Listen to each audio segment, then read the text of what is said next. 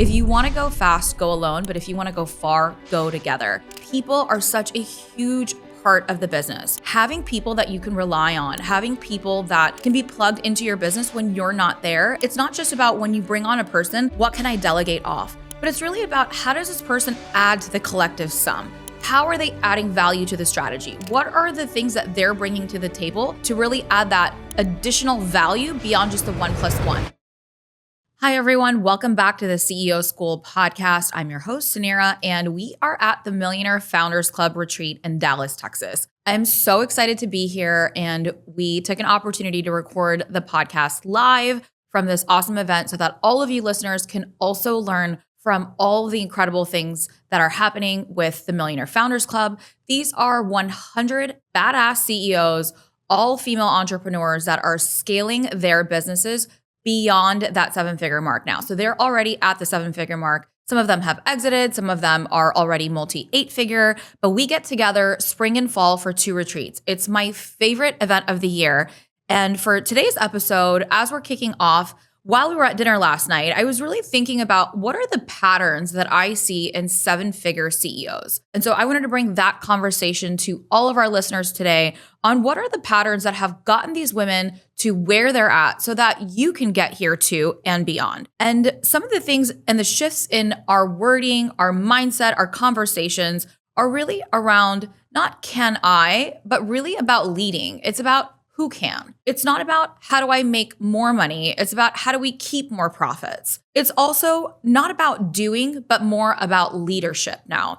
And so the patterns and the shifts in going from me to us, from doing to leading to really scaling their enterprises and companies, those are the conversations that I see taking place at the dinner table, at the round tables, and during the conference. And the patterns that I'm going to talk about today are 5 patterns that I see very clearly, not only in themselves, but also in the businesses that they're scaling. So first up, one of the first things that I see is that they have complete clarity in their business model.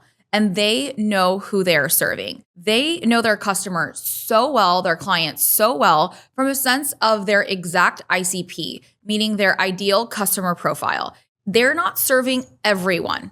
Maybe when you're getting started, you're trying to figure out who your ideal clients are. Maybe you have an idea of who you want to serve when you're getting started. But what I see in the early stage entrepreneurs is that they're still trying to serve almost everyone. And even if you're like, oh, I serve women, and that could be your ideal client profile, but let's go deeper in that, right? So what types of women? What are the age demographics? What styles of businesses? And the more clarity that you can have about your ideal customer profile, it becomes so much easier to not only serve them, but also market to them. And also for your brand alignments and values are for that particular customer. So that's one thing 100% that I see, that all of the women here, they have complete clarity on who they're serving, and they're okay with not serving everyone. And so get comfortable with saying no, get comfortable with serving your perfect ideal client. And once you go find them, once you go get that customer, there are thousands more that look just like that profile. And hands down, it creates clarity not only in who they're serving, but also in the systems that they're scaling for those clients, the delivery of that product as well, the messaging, and it just becomes so much easier to serve her. The second thing that I see amongst this room is that they aren't just throwing spaghetti at the wall. They have systems that scale. And what that means is that they have processes in place that are repeatable. And it's simple, it's clear, it's precise. And let's say, for example, it's customer onboarding.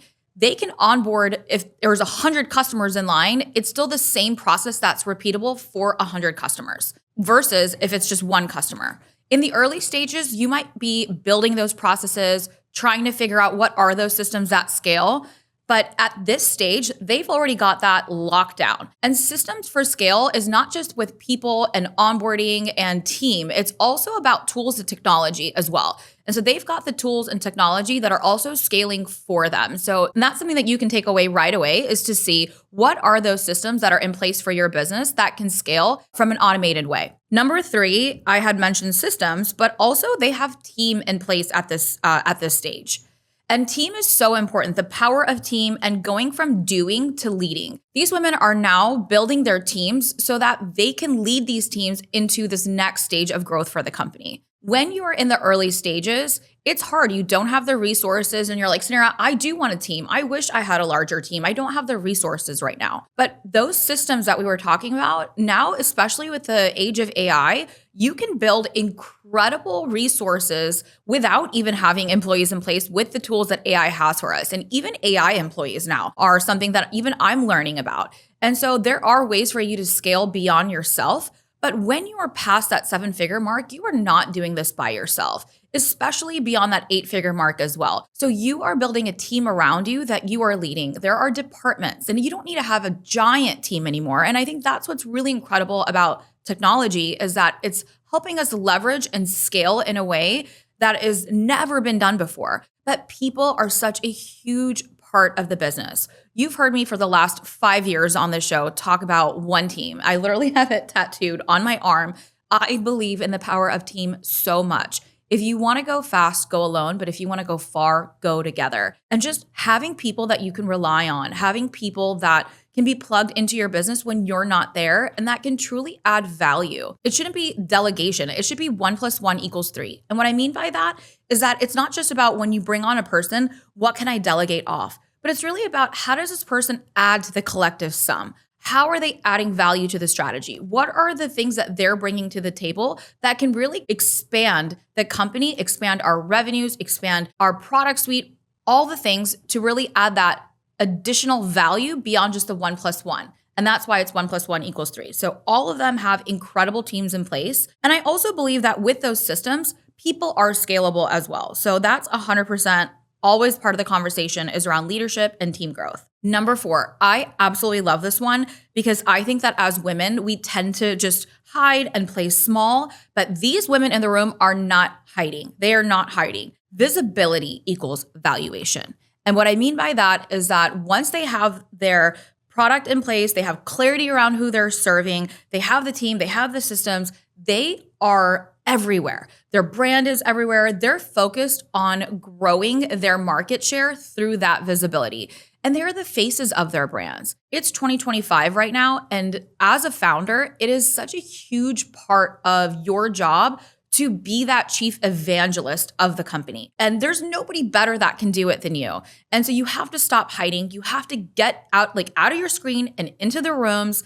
And this is now done so different in 2025 with all of the opportunity that we have with owned media. Before, we used to have to pay publicists and PR companies, which a lot of these women do have as well. It's not just about earned press media. It's also about owned media. And in 2025, you have all the tools in front of you with social, with YouTube, with TikTok, with Instagram, however you can get in front of your audiences and your customers, that is your own media. Even in a sense of your blog, starting a podcast, these women all are not afraid of being seen, and it is vital to the growth. So if you're listening and you're like, oh, this feels like you needed that push, this is the push for you to get out of your screen and get everywhere, get visible. Number 5, and as we wrap this up, this one is so important.